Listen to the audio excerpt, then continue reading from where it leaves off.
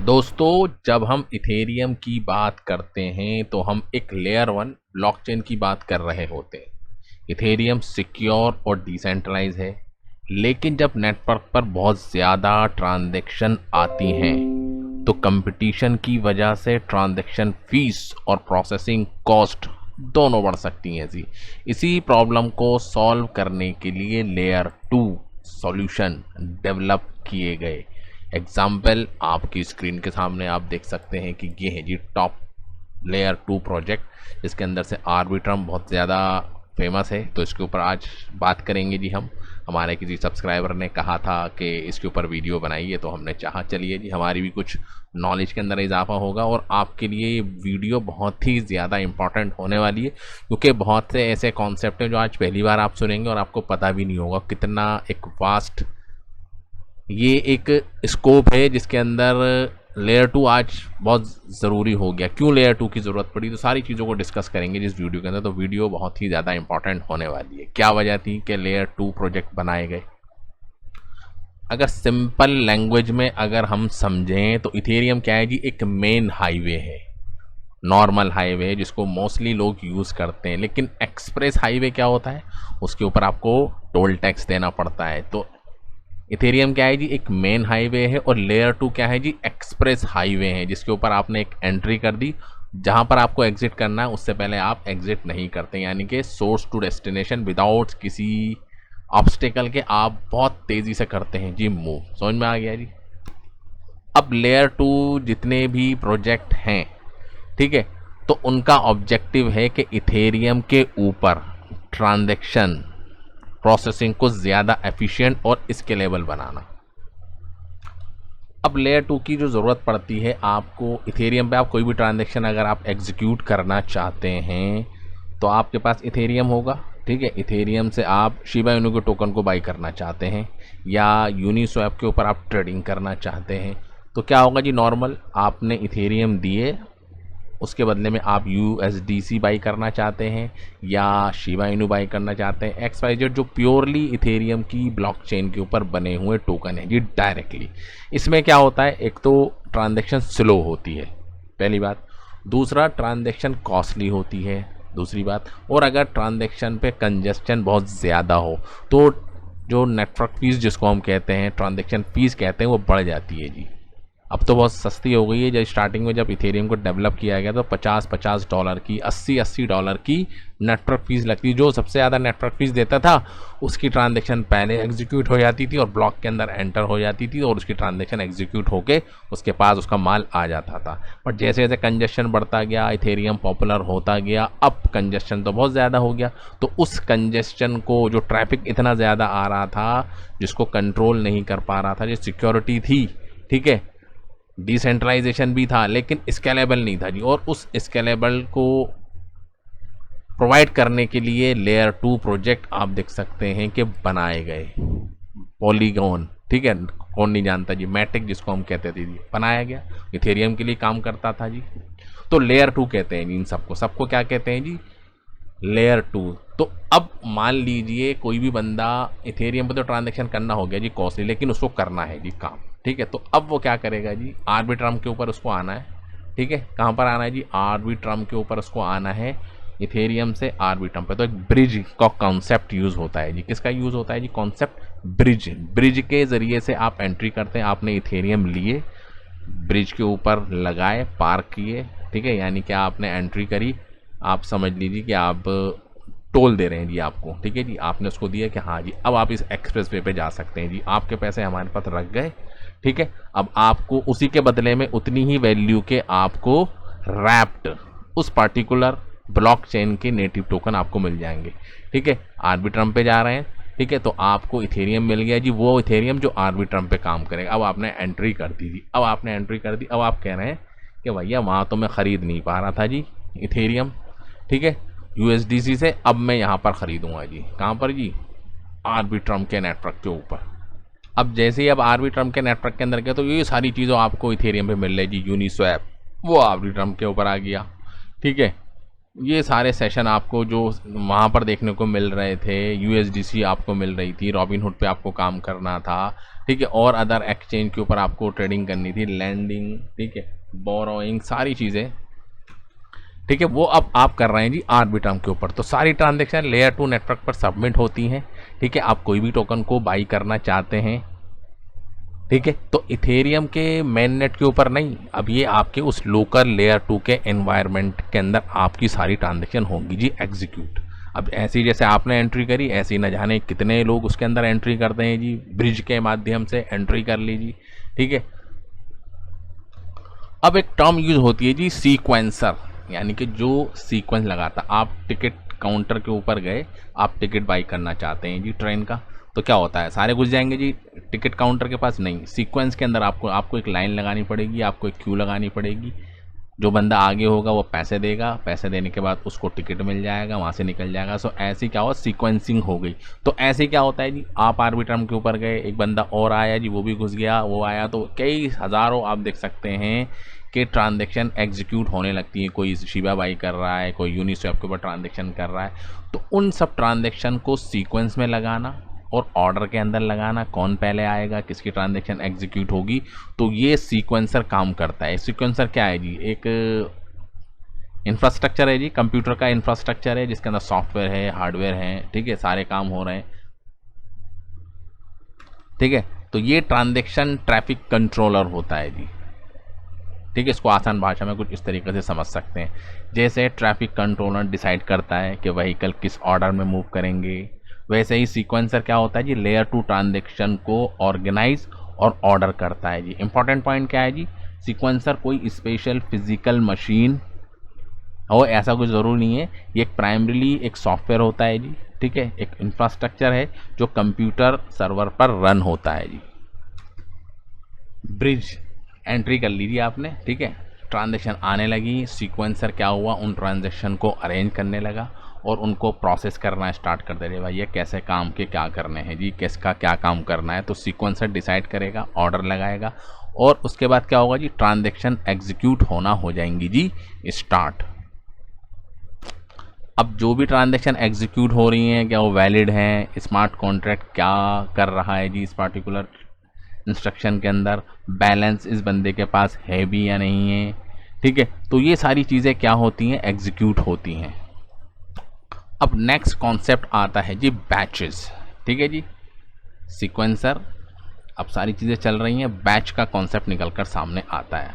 अब ट्रांजेक्शन होना स्टार्ट हो गई, अब उसको लगा कि भैया 1000 ट्रांजेक्शन हो गई हैं जी आर्बिट्रम के नेटवर्क के ऊपर, ठीक है। तो कि हर ट्रांजेक्शन की इंफॉर्मेशंस को अलग अलग इथेरियम पर पब्लिश करने की बजाय एक रोल अप सिस्टम उन ट्रांजेक्शन को रिलेवेंट डेटा को की शक्ल के अंदर ग्रुप के अंदर बना देता है जी उसके, ठीक है, बंडल्ड बना देता है। यानी कि ऐसा है कि एक डेस्टिनेशन से आपको दूसरी डेस्टिनेशन पे जाना है जी, बीच में एक बस है, ठीक है, बस का काम क्या होता है जी, सोर्स टू डेस्टिनेशन। अब एक तरीका तो ये है कि बस आए, एक बंदे को लेके जाए, फिर छोड़ कर आए, फिर दोबारा बस आए, फिर लेके जाए, फिर छोड़कर, तो ऐसे तो बहुत टाइम लग जाएगा। तो बस क्या करती है जी, 100 बंदों को बैठाएगी, हाँ जी आपको कहाँ जाना है जी, यहाँ जाना है जी, आप बैठिए जी, आइए जी, बैठिए जी, बैठिए जी। तो 100 बंदों को एक साथ कैरी करती है और लेकर 100 बंदों को एक साथ ड्रॉप कर दी। तो बैचेस कुछ इस तरीके के होते हैं, सारी ट्रांजेक्शन को एक साथ ग्रुप बनाते हैं, उस ग्रुप को कह देते हैं जी हम बैचेस, ठीक है। अब बैचेस के बाद होता है जी कंप्रेशन, ठीक है, यानी कि कंप्रेस किया जाता है डाटा। अब डेटा तो बहुत ज़्यादा आ गया है जी, अब कुछ चीज़ें उसके अंदर इंपॉर्टेंट तो हैं, सारी इंपॉर्टेंट, लेकिन उनको कंप्रेस करके एक 100 MB की फाइल को, ठीक है, या 100 KB की फाइल को कंप्रेस करके 30 KB की फाइल के अंदर कर दिया जाता है। इसका मतलब ये नहीं कि जो बेकार की चीज़ें, सबको जो मेन इन्फॉर्मेशंस होती है, ठीक है, उसको एक डिटेल्ड वे के अंदर रैप अप करके कंप्रेस करके आगे फॉरवर्ड कर देते हैं जी, ठीक है जी, बैचेस, ठीक है, बैचेस को कंप्रेस किया गया। अब कॉन्सेप्ट निकल कर सामने आता है जी ब्लॉब का, ठीक है, कंप्रेस हो गया डेटा, बैचेस को कंप्रेस कर दिया। अब उसको जो डेटा कंप्रेस हुआ उसको एक कंटेनर के अंदर रखना है जी, तो उस कंटेनर को, ठीक है, कहते हैं जी ब्लॉकचेन की भाषा के अंदर ब्लॉब, ठीक है। तो इसको अडॉप्ट किया गया, किस तरीके से एफिशिएंटली इथेरियम को यूज़ किया जाए जी, लेयर 2 जो भी ट्रैफिक भेज रही हैं उसको आसान तरीके से किस तरीके से कैरी करके, ठीक है, वाइस वर्सा एक जगह से दूसरी जगह उसको पहुंचाने का काम किया जाए। तो ब्लॉब का कॉन्सेप्ट निकलकर सामने आता है जी, BLOB। अब कॉन्सेप्ट आता है जी ब्लॉब्स के बाद ब्लॉब स्पेस, ठीक है, यानी कि कितनी कैपेसिटी, कितने डेटा को, ठीक है, ब्लॉब को कैरी करके आगे फॉरवर्ड किया जाए। अब एक इथेरियम की लेयर पे कई सारे ब्लॉब आते हैं जी सेकंडों के अंदर, ठीक है, आर्बिट्रम भेज रहा है जी, मेटिक भेज रहा है, ऑस्मोसिस भेज रहा है, और अदर जो लेयर 2 की ब्लॉकचेन है तो वो ब्लॉब की शक्ल के अंदर आ रही हैं। और आपको पता है कि 12 सेकंड के अंदर एक ब्लॉक बनता है, और एक ब्लॉक के अंदर आप देखेंगे कि एक ही ब्लॉब एंट्री कर पाता है जी ब्लॉब स्पेस को यूज़ करके, ठीक है जी, यानी कि जो अवेलेबल कैपेसिटी है जी ब्लॉब को कैरी करने की वो कितनी है जी, ठीक है। और जब ब्लॉब बहुत ज़्यादा आने लगे, इसका मतलब क्या है कि लेयर 2 के ऊपर जो ट्रैफिक है वो बहुत ज़्यादा जनरेट हो रहा है, ठीक है, ब्लॉब भर भर के निकल के सामने आ रहे हैं जी, ब्लॉब की जो स्पेस है, जो कैपेसिटी है वो एग्जॉस्ट हो गई, ठीक है। तो अब ऐसे में क्या होगा जी, इंतज़ार करना पड़ेगा जी, ठीक है। एक ब्लॉक के अंदर जो 12 सेकंड के अंदर बनता है, उस पार्टिकुलर ब्लॉक के अंदर एक ही ब्लॉब की एंट्री हो पाती ऑन एन एवरेज।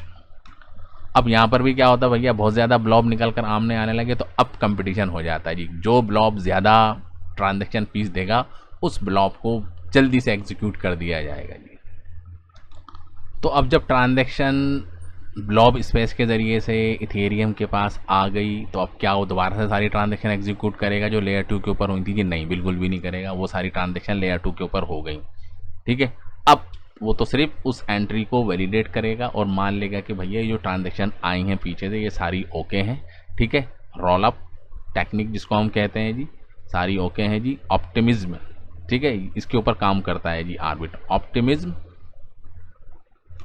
ठीक है। ऑप्टिमिज्म का मतलब ये होता है कि हाँ जी जो मैं सोच रहा हूँ वो सब कुछ ठीक है जी, सब कुछ ओके है, ठीक है। अब ज़्यादा डीप के अंदर नहीं जाना। किसी को ऑब्जेक्शन हो तो वो ऑब्जेक्शन क्रिएट करेगा। जब वो कहेगा कि हाँ जी मुझे शक है तो उस शक की बुनियाद के ऊपर उसके लिए सारे काम किए जाएंगे, लेकिन बाय डिफ़ॉल्ट उसको मान लिया जाता है कि सारी ट्रांजेक्शन जो पीछे से आएंगे ये सब ओके हैं जी, ठीक है। तो आर्बिट्रम ऑप्टिमिस्टिक रोल अप के ऊपर काम करता है, वो मैंने आपको समझा दिया जी। रिजल्ट को इनिशियली समझ लिया जाता है कि ये करेक्ट है जी, इसको एज्यूम कर लिया जाता है, और अगर किसी को लग रहा है कि भैया ये जो डेटा आया है गलत है तो वो उसको चैलेंज करे, उसको गलत होने के सबूत वो लेकर आए जी, ठीक है। और दूसरा अगर आप देखेंगे ऑप्टिमिज्म जेड के रोल अप, ये भी एक टेक्निक होती है जी। इसके अंदर क्या होता है जी, L2 कंप्यूटेशन का जो रिज़ल्ट है उसके साथ साथ क्रिप्टोग्राफिक वैलिडिटी प्रोवाइड करो जी, ठीक है।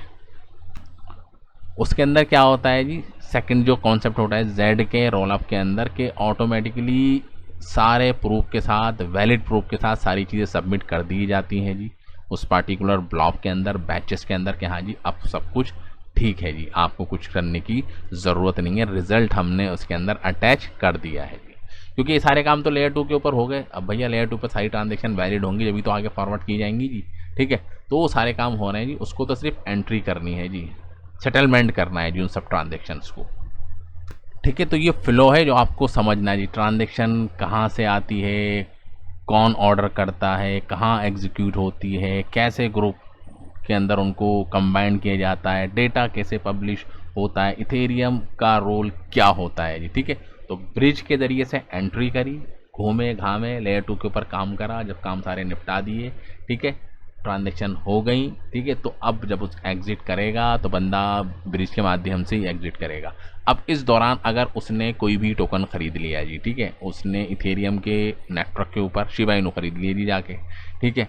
अब शिबा इनू तो ख़रीद लिए, उसके वॉलेट के अंदर पड़े हुए हैं और उसने ब्रिज को एग्ज़िट कर दिया।